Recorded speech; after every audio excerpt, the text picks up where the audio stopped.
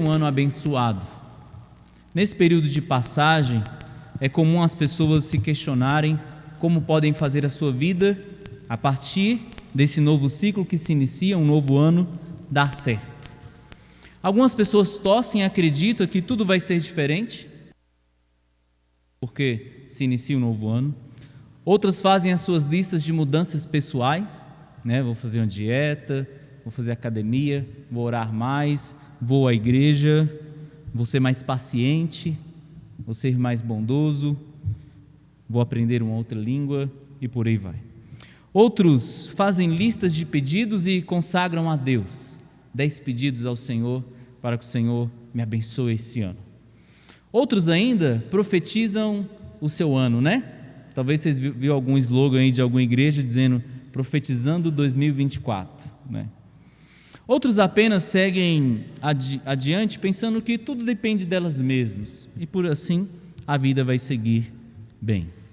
Nosso maior interesse como povo de Deus não é encontrar uma fórmula espiritual ou um segredo humano para o sucesso, mas para nós o que é importante é ser o povo que depende e confia em Deus e recebe as suas bênçãos, que cumprem os propósitos do Senhor em nossas vidas. Para nós, isso que é importante.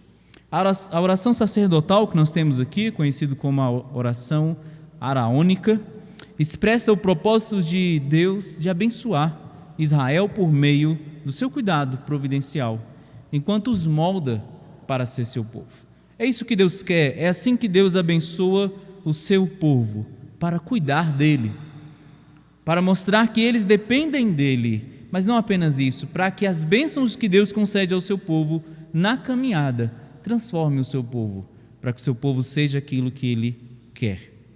O livro de Números é um diário dos primeiros dias do relacionamento da aliança de Deus com Israel. Um diário também que é um registro geográfico. Então, do capítulo 1 ao 10, nós temos os preparativos para que eles deixem o Sinai. Eles, desde quando haviam sido libertos do Egito, estavam ali no pé do Sinai, recebendo a lei do Senhor. Do capítulo 10 ao 20, eles vão do Sinai a Cádiz, e depois de Cádiz até as planícies de Moabe, do capítulo 20 em diante. Então, desde a saída do Egito até aqui, o texto que nós lemos, Israel está no mesmo lugar, ao pé do monte Sinai. Desde a libertação de Israel do Egito, Deus tem preparado este povo para receber a sua herança, aquilo que Deus tinha prometido quando os libertou do Egito, que levaria a eles a terra que mana leite e mel, que havia sido prometida aos seus pais, aos patriarcas. Mas Deus está trabalhando neles até que eles cheguem ali nessa terra prometida. Está dando a esse povo mandamentos, leis e uma forma de adorá-lo. Então, para esse povo, ser povo de Deus por meio da redenção, que os tornou o povo do Senhor quando eles foram trazidos do Egito, foram libertados, deveria levá-los a se tornar o povo de Deus, não apenas ser, no sentido de propriedade, porque Deus os redimiu, os libertou, mas se tornar no sentido do caráter, de que eles reflitam o quem Deus é. Então Deus há de levar este povo, mas há de dar a este povo primeiramente as marcas divinas de um povo que é distinto das outras nações, dos outros povos. E o que Deus faz então para que esse povo se torne alguém diferente, um povo especial, um povo distinto? Deus abençoa este povo. Assim, para que nós sejamos o povo de Deus, dependemos da bênção de Deus. Se você ler o versículo 27, o texto diz que assim Deus colocará o seu nome sobre o povo, por meio das bênçãos que Deus concede ao seu povo. Então esse texto fala sobre isso, sobre bênção. Aonde está a bênção? O que é a bênção de Deus e para que Deus nos abençoa? Nós vamos ver então esses 3 aspectos das bênçãos de Deus. 3 aspectos da bênção de Deus. E o primeiro aspecto é que a bênção de Deus ela é litúrgica. Veja aí comigo o texto, a partir do versículo 22, diz assim: Disse o Senhor a Moisés, fala a Arão e aos seus filhos, dizendo, e no versículo 27 diz, e assim e assim eu os abençoarei. O início do livro nos comunica que Deus constitui um povo, capítulo 1 ao 4 de Números. Do versículo 5 ao 6, Deus está separando este povo para ser um povo puro. A gente tem várias leis ali cerimoniais que mostram como esse povo deveria se portar. E Deus não apenas dá a este povo leis, não apenas separa este povo, mas como dá a esse povo um meio de se encontrar com Ele, que então é do capítulo 7 ao 10, o tabernáculo. A bênção de Deus está em meio às ordenanças religiosas. A gente tem isso bem claro. Se você pegar o livro e folhear, em volta do capítulo 6, o que nós temos são leis e leis e leis e leis. Deus está instruindo o seu povo. Mas no meio dessas instruções, Deus diz que esse povo será abençoado. Então a bênção de Deus, ela está em meio às ordenanças religiosas, os deveres de pureza, sacrifício e consagração ao Senhor. Assim, o contexto da bênção ela é litúrgico. Ela acontece enquanto o povo vai à presença de Deus, cumprir aquilo que Deus requer dele. Perceba, quem abençoa o povo são os sacerdotes, e somente eles. Certamente, meus irmãos, nós não restringimos as bênçãos de Deus à igreja e ao culto, mas é nítido nas Escrituras que na comunhão espiritual da igreja é o lugar onde Deus derrama as suas bênçãos especiais sobre o seu povo. Se você ler o Salmo 133, você vê, toda a descrição do Salmo, ó como é bom e agradável ver unidos irmãos, e o Senhor fala, lhe ordena o Senhor a sua bênção. Então os sacerdotes estavam sempre ali, pronunciando essas bênçãos no fim dos trabalhos em que o povo vinha à presença de Deus. Então quem abençoa? Sacerdotes. Somente eles poderiam erguer as mãos e abençoar o povo com essa bênção especial. Então o judeu liberto do Egito aprenderia a viver a nova vida dentro dessas amarras da graça, dessa vida litúrgica, em que eles teriam um calendário, eles teriam uma dieta, eles teriam os mandamentos, eles teriam a lei cerimonial, eles teriam um lugar de encontro com Deus, o tabernáculo, eles teriam rituais de ofertas e sacrifícios. Tudo isso daria ao povo de Deus uma dinâmica da vida, para que eles vivessem dia a dia na presença do Senhor. Com certeza isso era um resgate daquilo que se perdeu no Éden, porque desde o Éden Deus deu ao homem o jardim, e ali no jardim o povo se encontrava com Deus, e ali no jardim o povo trabalhava para Deus, mas mesmo em meio ao trabalho e esse encontro diário com Deus, tinha ali o sétimo dia, o sábado então, em que o povo deveria cessar as suas obras, descansar no Senhor e então ter um dia especial de adoração a Deus. O que esse povo há de aprender, um povo que era outrora escravos, um povo que tinha uma semana de 10 dias no Egito e nenhum com descanso, é que a vida com Deus não teria o ritmo a partir de si mesmo, mas o ritmo que Deus daria à vida na Nova Jerusalém. Seguindo a vida com Deus, como a Deus a descreveu para o povo, eles estariam debaixo da bênção divina. E isso não é verdade apenas para eles lá, mas para nós aqui, porque vivemos ainda na criação do Senhor, vivemos ainda nas estações e épocas do ano em que Deus fez, vivemos na semana ao qual Deus instituiu e vivemos ainda sob o senhorio de Deus, conduzindo a nossa vida e ditando o ritmo da nossa vida.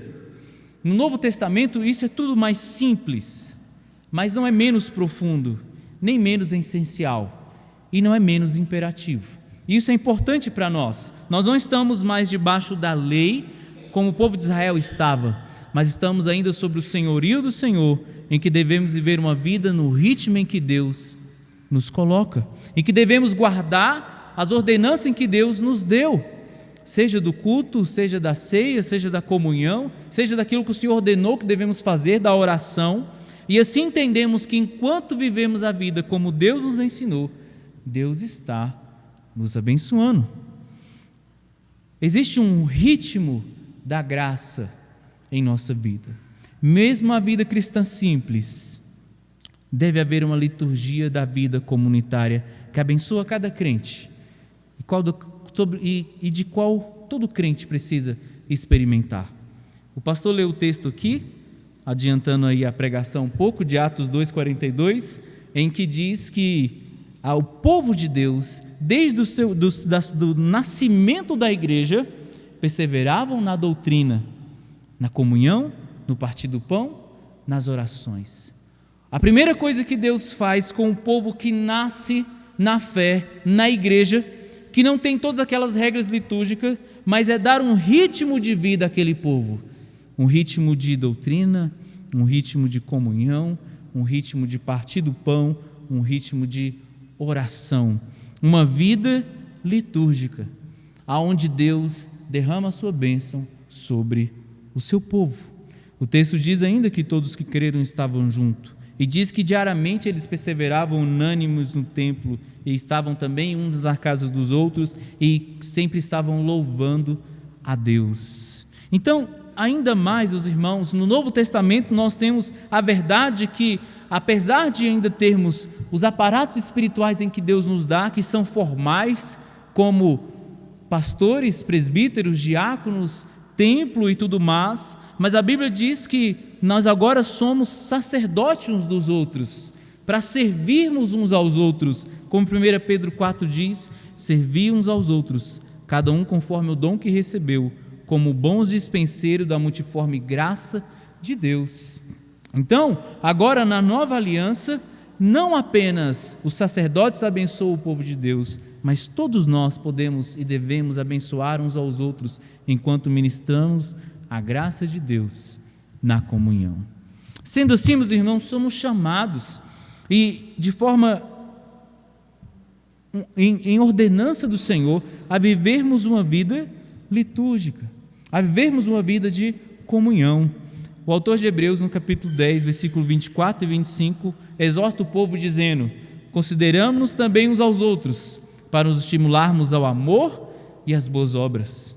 Não deixemos de congregar-nos, como é costume de alguns, antes façamos admoestações, tanto mais quanto vedes que o dia se aproxima. E é interessante que quando o autor fala de congregar, ele não fala apenas de estar de corpo presente na igreja, mas ele está falando de estimular, de viver uma vida em que eu coloco o meu irmão para frente, em que eu estimulo ele ao amor e às boas obras. Então congregar não é uma atitude passiva, em que eu sento no banco na igreja e assisto o culto, mas congregar significa participar da vida da igreja, a ponto de que eu particularmente esteja estimulando alguém ao amor e às boas obras. A liturgia da vida comunitária nos abençoa, tanto no aparato formal da igreja, do culto, dos sacramentos, dos oficiais chamados e eleitos, mas quanto no aparato informal da vida comum diária, em que nos esforçamos para amar os nossos irmãos, servir os nossos irmãos, ministrar a graça sobre os nossos irmãos, estimularmos uns aos outros ao amor e às boas obras. Se você quer ter um ano abençoado, ou melhor ainda, uma vida abençoada, você não pode viver fora daquilo que Deus instituiu. É bobagem você achar que existe uma palavra espiritual que você vai falar e as coisas vão acontecer, que você vai depender apenas de si mesmo, suas habilidades, as coisas vão acontecer. Mas para se ter uma vida abençoada, precisamos viver como o Senhor nos ordenou a viver, indo à sua presença, vivendo uns com os outros, dia após dia, e como a igreja primitiva, perseverar nisso. Segundo aspecto da bênção do Senhor em nossa vida, o primeiro foi que ela é litúrgica, é assim que nós a recebemos. Mas o segundo aspecto é que ela é abrangente. A oração que Arão e os sacerdotes fariam é, versículo 24: o Senhor te abençoe e te guarde, o Senhor faça resplandecer o rosto sobre ti, tenha misericórdia de ti, o Senhor sobre ti levante o rosto e te dê a paz. Essas seriam as palavras que os sacerdotes falariam, impetrando a bênção sobre o povo. Sabemos, meus irmãos, que de uma forma geral, Deus sustenta e abençoa toda a criação, mas ao seu povo Deus concede a sua presença atenciosa. Se você prestar atenção em como a oração ela é descrita, nós vemos que é a presença de Deus. O Senhor te abençoe, o Senhor faça resplandecer o rosto, o Senhor sobre ti levante o rosto. Todos esses termos significam a presença de Deus, a atenção providencial, cuidadosa de Deus sobre o seu povo. As bênçãos vêm da proximidade da atenção divina. Deus olha para o seu povo, Deus cuida do seu povo, Deus providencia ao seu povo aquilo que ele necessita. O Senhor, primeiramente, a Bíblia diz que, versículo 24, que o Senhor nos abençoa nos guardando. O Senhor te abençoe e te guarde. Nos guardar não quer dizer que Deus vai nos blindar para que nenhum mal nos aconteça, que nenhuma circunstância ruim chegue à porta da nossa vida, mas nos guardar significa que nada na nossa vida acontece fora do cuidado do Senhor.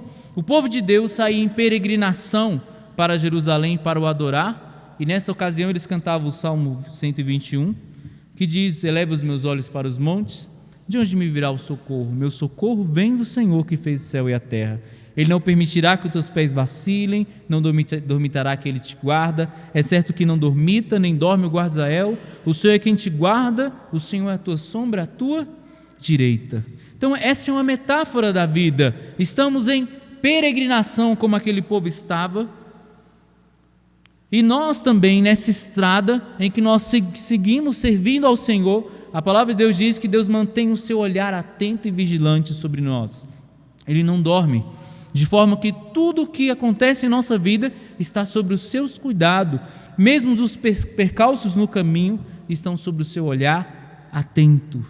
Mas o texto também diz que em um segundo momento da bênção, que no versículo 25, o Senhor resplandece sobre nós o seu rosto e tem misericórdia de nós. A imagem aqui que o Senhor nos ensina é mais do que olhar agora. É olhar, mas ao mesmo tempo é Deus olhar para nós e fazer o seu rosto brilhar. Para nós entendermos isso, algumas traduções usaram o termo sorrir, que o Eterno sorria para vocês. Qual é o sentido disso? É o sentido do sorriso mesmo. O rosto de alguém brilha quando ela sorri. Você pode estar olhando seriamente para uma pessoa, ou a pessoa olhando para você, mas quando você abre um sorriso, então nesse momento o seu rosto brilha sobre a pessoa. Esse é o termo que nos ensina melhor o que está aqui. O que significa Deus não apenas manter o seu olhar atento sobre nós, mas Deus também fazer o seu rosto brilhar sobre nós. O termo significa que Deus estende o seu favor a nós enquanto está nos vendo. Por isso a versão NVT diz que o Senhor olhe para você com favor, que o Senhor olhe para você com graça.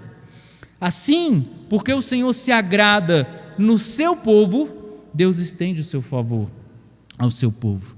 Aqui a conotação é que Deus não está nos dando algo por mérito, mas por causa da sua bondade. Assim Deus nos vê e se agrada em nós, se agrada no seu povo. Sua bondade age em nosso favor. E essa é uma dádiva que nos surpreende, é misericórdia. Misericórdia significa favor imerecido. Aquilo que nós não podíamos receber por nossas qualificações ou por nossos méritos, Deus está nos dando. Então aquele que vive com o Senhor sempre está sendo surpreendido por Deus em algum aspecto da sua vida.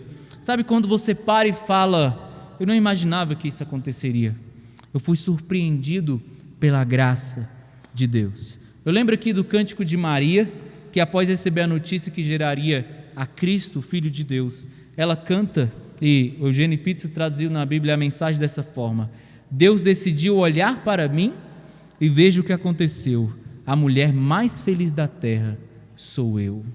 Maria percebeu que Deus a viu e se agradou nela e a abençoou, a favoreceu, a agraciou. Paulo também tem esse espanto ao ver o favor de Deus em sua vida. Em 1 Timóteo 1,14 ele diz: transbordou porém a graça de nosso Senhor com a fé e o amor que há em Cristo Jesus. Fiel é a palavra, digna de toda aceitação. Cristo Jesus veio ao mundo para salvar os pecadores, dos quais eu sou o principal. Paulo olha para si mesmo e fala: não acredito, Deus com sua graça veio a mim. Deus, com a sua graça, me salvou, eu que era indigno. Então, aqueles que vivem na presença de Deus, aqueles que vivem com o Senhor, não têm apenas a certeza que Ele está atento a nós e que toda a nossa vida está sob o seu controle, mas que Deus é gracioso, que Deus é misericordioso, que Ele é bondoso. Assim, um crente sempre vive surpreendido pela bondade de Deus em sua vida. E o terceiro favor, versículo 26, é descrito como o Senhor levantar o rosto e nos dar paz.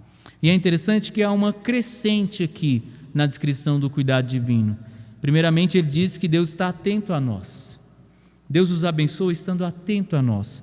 No segundo momento, ele diz que não apenas Deus está atento a nós, mas que ao olhar para nós, Ele se agrada em nós, o seu povo, e nos estende o seu favor. Mas a terceira descrição é não apenas que Deus olha, não apenas que Deus se agrada, mas que Deus levanta o seu rosto. Deus olha para nós no sentido de fazer algo em nosso favor.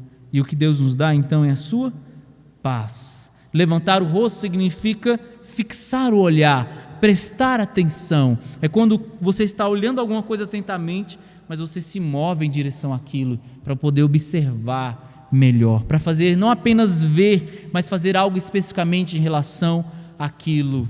O salmista, no capítulo 4, versículo 6, diante das pessoas que o perseguiam e daquilo que elas perguntavam a ela, ele diz: há muitos que dizem, quem nos dará a conhecer o bem?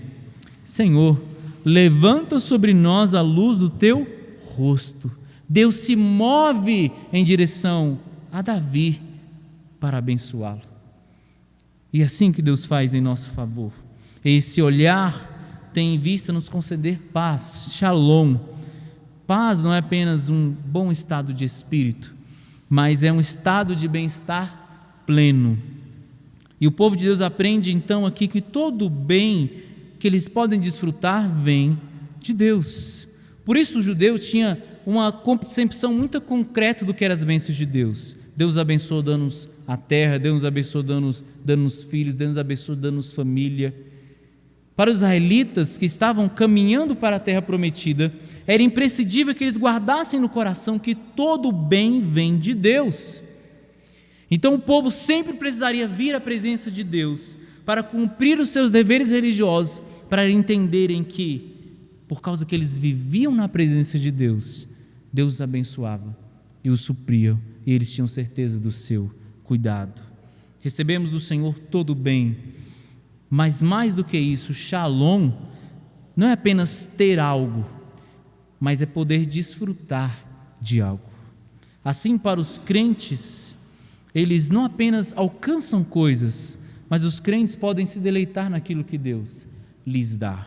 Talvez muitas pessoas alcancem muitas coisas esse ano, mas talvez não tenham o mesmo contentamento que o seu coração, como um crente que confia e depende de Deus, pode ter.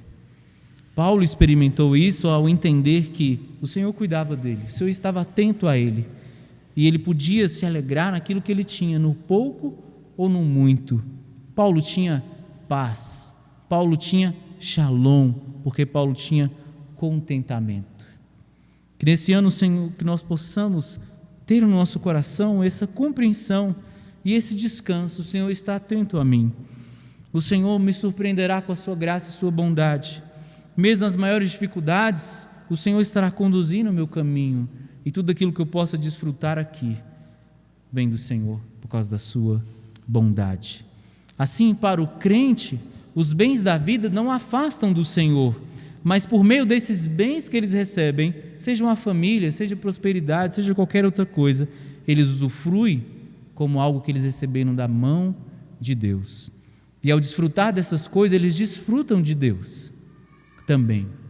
E é interessante isso. Talvez você já teve vários momentos assim, particularmente a mim, muitos momentos me vem isso à mente, momentos bons, momentos de satisfação, momentos de dificuldade, em que eu percebo a graça e a bondade de Deus comigo, e naquele momento, em desfrutar daquilo que Deus me concede, eu estou desfrutando do próprio Deus. As pessoas se perdem ao desfrutar das coisas deste mundo, porque elas fazem das coisas os seus deuses, e por causa que fazem das coisas os seus deuses, elas se afastam de Deus por aquilo que têm. O crente não. ele tendo ou não, com aflição ou bonança, em toda qualquer situação, ele está desfrutando da comunhão com Deus, ele está em paz. Os sacerdotes receberam essas palavras de Deus quanto ao conteúdo. Eles deveriam orar, e os verbos aqui são verbos muito enfáticos. Eles deveriam falar de forma com que eles transparecessem a vontade de Deus de fazer isso. Mas o final do texto nos diz que é o Senhor que abençoa, e eu os abençoarei. São sacerdotes que fazem, é o povo que vem, mas no fim é Deus quem abençoa. Dessa forma entendemos, meus irmãos, que o Senhor não está nos ensinando palavras mágicas de manipulação do mundo espiritual, mas ao seu povo a depender dEle, a esperar dEle tudo quanto necessita e neles buscar aquilo que eles precisam. E o Senhor concederá a eles o cuidado divino, a graça e a paz. O terceiro aspecto da bênção de Deus, primeiramente, ela é litúrgica. Em segundo lugar, ela é abrangente. Em terceiro lugar, ela é transformadora. O versículo 27 diz: assim porei o meu nome sobre os filhos de Israel. Deus nos chama à sua presença, nos despede com a certeza da sua presença, e assim somos abençoados. Fim? Não. Tudo isso tem um propósito. O texto nos diz: assim o nome de Deus é colocado sobre nós. Essa dinâmica da vida, buscar ao Senhor, obedecendo em uma vida de consagração, esperar no Senhor e depender dEle, receber as boas dádivas e desfrutá-las em sua presença, encontrar contentamento nele, isso tudo imprimiria, forjaria o nome do Senhor sobre o seu povo. A bênção de Deus é muito mais do que ter. A bênção de Deus é tornar-se algo. O que Deus quer que sejamos? Um povo que se chama pelo seu nome. Isso é repetido inúmeras vezes no Antigo Testamento. Um povo que se chama pelo seu nome. Ser povo de Deus veio por intermédio da redenção. Eles se tornaram povo de Deus porque Deus os tirou do Egito de forma miraculosa, poderosa, os redimindo. Mas eles deveriam tornar-se povo de Deus também, chamado pelo nome do Senhor. Assim como nós somos filhos de Deus, mas como nós vimos aqui pela manhã, o pastor Abraão pregou, devemos andar agora como filhos amados. Somos filhos por causa de Jesus, mas devemos agora nos tornar cada vez mais parecidos com o próprio Pai, parecido com o Filho, tornando-se filhos do Senhor em seu sentido pleno, porque refletimos o seu caráter. As marcas divinas da comunhão, da dependência e da adoração deste povo deveriam mudá-los. E é isso que importa em nossa vida. Você pode obter muitas coisas e ter sucesso esse ano, mas o que importa é que no final dele, você possa olhar para trás e entender que em todo esse ano, a maior bênção que você recebeu foi ter se tornado um pouco mais semelhante a Jesus Cristo. Por isso que quando Moisés vai alertar o povo ao eles e prepararem-se para entrar na terra prometida, em Deuteronômio, capítulo 4, ele diz para o povo: olha, eis que vos tenho dado e ensinado estatutos e juízos, como vos me mandou o Senhor, meu Deus, para que assim façais ao passar para a terra que haveis de possuir. Guardai-o, pois, e cumpri-os, porque isso será sabedoria e vosso entendimento perante os olhos de todo o povo, que ouvindo esses estatutos e juízos, dirão: certamente este grande povo é gente sábia e inteligente, pois que grande nação há que tenha Deus tão chegado a si mesmo, como o Senhor nosso Deus, todas as vezes que invocamos. E que grande nação há que tenha estatutos e juízos tão justos, como toda essa lei que hoje vos proponho. Então, meus irmãos, Deus estava ali forjando, transformando este povo para ser o seu povo. Então, a pergunta que nos cabe é: diante de tão grande aparato espiritual que recebemos, o culto, os sacramentos, a comunhão, a palavra, diante de tão grandes bênçãos que nós temos recebidos, a presença de Deus, o socorro, o cuidado, as providências materiais, os desfrutes da bênção da vida comum, temos nos tornado mais claramente o povo de Deus que reflete o seu caráter neste mundo? Eu queria perguntar isso mais uma vez aos irmãos. Diante, meus irmãos, de tão grande aparato espiritual que você tem em sua vida, esta igreja, pastores, presbíteros, irmãos, culto, palavra, ensino, comunhão, diante de tantas bênçãos que Deus concede a você, diante do cuidado divino que o cerca, você tem se tornado cada vez mais claramente, visivelmente, um filho de Deus que reflete o caráter de Jesus Cristo? Essa é a grande distinção. E esse é o grande teste, pois ímpios também têm uma religiosidade e desfrutam de bênçãos terrenas, mas nós, enquanto adoramos ao Deus verdadeiro por meio de Jesus, devemos refletir o seu caráter. Essa é a maior bênção do cristão, refletir o caráter de Jesus. Eu concluo, meus irmãos, nos levando a refletir no que isso nos lembra da obra de Jesus em nosso favor. A pergunta que nós devemos fazer é: como a face santa de Deus pode nos ser favoráveis, nós que somos pecadores? Como Deus pode olhar para nós, se agradar em nós e agir em nosso favor, nos dando paz? Só uma forma: por meio de Jesus. Para isso, meus irmãos, Jesus precisou sofrer a nossa culpa. Ele não foi guardado. Jesus, ele foi entregue aos homens maus para que o matassem. Ali na cruz, Jesus sofreu a separação da face divina, o abandono de Deus.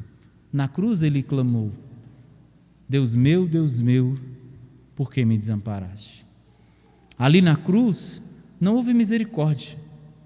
O castigo que nos traz a paz estava sobre ele. A face divina se virou de Jesus para que ela brilhasse para nós. Deus sorri e se agrada de nós porque Jesus alcançou essa graça por meio do seu sofrimento, por meio da sua vergonha, por meio do mal que ele sofreu na cruz, recebendo a ira divina. Nós recebemos tão grandes bênçãos e cuidado e graça e paz porque Jesus experimentou o tormento em nosso lugar, para que nós estivéssemos em paz com o Senhor. Por meio de Jesus, Deus nos abençoa liturgicamente. Nós podemos cultuar, nós podemos louvar, nós podemos estar aqui, nós podemos participar da ceia do Senhor. Por meio de Jesus, nós sabemos que os propósitos de Deus estão se cumprindo em nossa vida. E como diz em Romanos 8:28, todas as coisas cooperam para o bem. Não há nada na nossa vida fora do cuidado do Senhor. Por meio de Jesus, Deus nos transforma para que sejamos aquilo que devemos ser, a própria imagem do Filho de Deus. E assim, meus irmãos, em Jesus, a nossa caminhada está segura e Deus nos abençoa, mesmo em meio às aflições e aos sofrimentos. Então, neste ano, que você receba do Senhor a sua bênção, ao estar em sua presença, ao depender dEle, e a cada dia se tornar semelhante a Cristo. E assim você não terá apenas um ano abençoado, mas uma vida abençoada por Deus, por meio de Jesus Cristo. Vamos orar ao Senhor?